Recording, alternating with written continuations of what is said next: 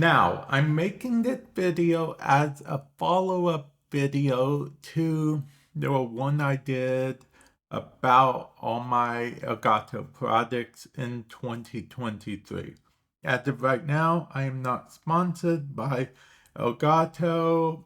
I just wanted to make a follow-up video explaining about capture cards and what they are really used for, and if you actually need them for your specific setup as a content creator. I'm using the HD60 as an example. This is the only capture card I have in my hand at the moment. My other capture cards are currently being used right now, so just pretend like I have the capture cards that I'm talking about in my hand right now. Okay, so let's start with this capture card or a type like this. This is the Elgato HD60. Okay, it's an external capture card.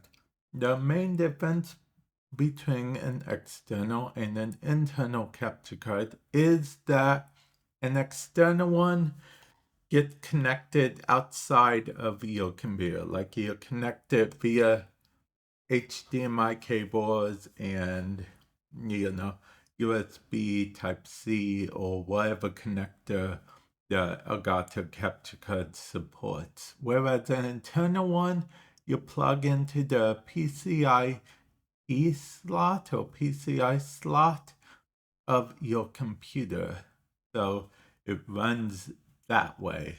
Now, of course, if you have something like a Mac or a laptop, you'd want to get an external one. If you have a PC with a tower that has enough room for it, you might want to consider an internal one, because internal ones do actually have the added benefit of being able to make it so you'll have a less lag type experience and whatnot. Although I will say the new capture cards, the new external capture cards from Elgato have been getting better and better about that, because you can go on further on, get the HD60S, HD60X, 4KX, so on and so forth, and different stuff like that.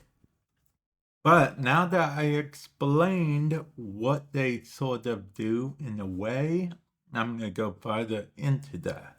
So, capture cards in general capture from one thing to another. Like if you have a dual PC setup, maybe you'd want a capture card. Or say me, for example, I actually have consoles that I play the games on, but my stream setup is a PC setup. So I use capture cards to actually relay the signal so I can capture it on my PC with whatever video editing software program you use, recording program you use, be it something like OBS or whatnot.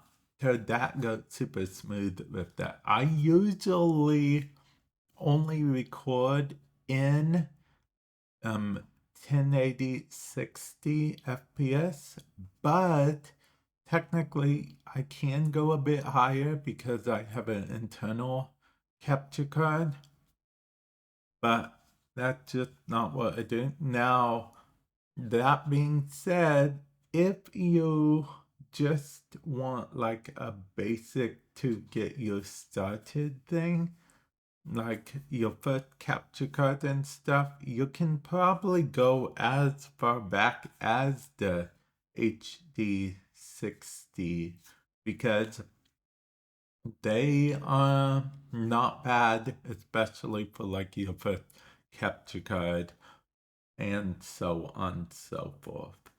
Now, with that said, however, I would like to mention that I do recommend upgrading your graphics card if you plan on doing anything faster. Like the more high quality you get, the faster FPS you go towards.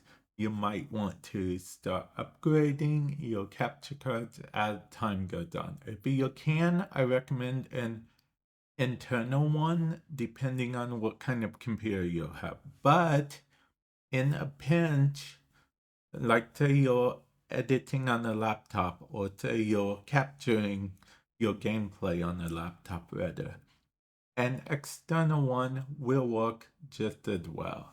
I just recommend an internal one for the little extra benefits you get, such as replay buffer time or less lag, stuff like that. That's just, it's a personal preference at the end of the day, I feel like, and that's my personal preference. But yeah, hopefully this cleared up a few things about capture cards. I don't know if I'd recommend capture cards necessarily if you're just like every now and then you record some gameplay of you playing something on PC, but you only have one PC.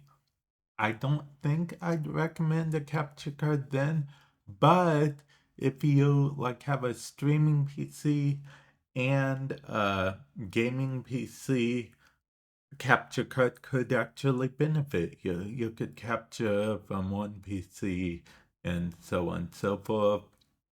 And then if you have a console, well, it's a no-brainer at that point, because then you want to be able to capture your console stuff. Alternatively, you could, in a pinch, stream from that console directly, which I actually used to do. My very first ever streams were from the console directly, but I realized very quickly that if I wanted to get farther, I would have to switch over to streaming on my computer. And then I got capture card. This capture card, actually, this is the very first capture card that I ever got, because I didn't know anything about capture cards, honestly. I didn't know about internal versus external. And that's a good thing I got external anyway, because my very first PC that I was using stuff on was an all-in-one PC. It was an old Acer all-in-one. Anyway, enough about that. I am going to end this video here. I don't know if this actually helped you. If you'd like me to do like quick why you would need certain products for certain things in the future, let me know. Be it another Elgato product, be it something else in general, just let me know. And with that said, I will catch you guys in the future. Later.